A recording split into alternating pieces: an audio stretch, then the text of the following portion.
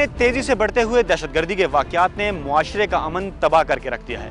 दहशतगर्दी के खिलाफ जंग में हुकूमत और सिक्योरिटी के इदारे किस हद तक यकसू हैं, आइए जानते हैं अरकान पार्लियामेंट से। सबसे टॉप प्रायोरिटी ये होनी चाहिए जो हमारी नहीं है कि हम सारे इस पर फोकस करें। फोकस तो है ही नहीं, बस एक ही चीज़ पे फोकस है, वो आपको भी पता है और हमें भी पता है कि वो फोकस क्या है। किसी तरह भी आप देख लें तो फोकस तो सारा हमारा उसके ऊपर है, लेकिन ये एक बहुत बड़ा चैलेंज है। इतना छोटा हदफ नहीं है जिसको आप पलक झपकते हासिल कर लें। यकसू ही नहीं है। हुकूमत कुछ कहती है, हुकूमत के जो अलाइज हैं वो कुछ कहते हैं। जहाँ तक सिक्योरिटी एजेंसीज हैं, जितनी आपकी मैन पावर है तकरीबन सारी डिप्लॉय है। मुंतखब नुमाइंदों की राय यह है कि ऐसी नाजुक सूरत हाल में तमाम सियासी और जमहूरी कुव्वतों को यकनुकाती एजेंडे पर लाना जरूरी है।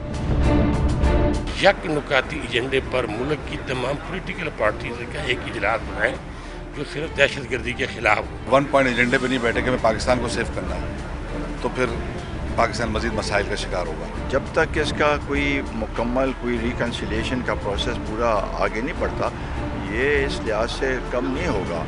दहशतगर्द अपनी ज़िद छोड़ने को तैयार नहीं है, हुकूमत अपना काम और अपने फ़राइज़ अंजाम देने को तैयार नहीं। पूरे ज़ोर शोर से अपनी पूरी क़ुव्वतों के साथ, अपनी पूरी प्रोफेशनलिज्म के साथ वो काम कर रहे हैं।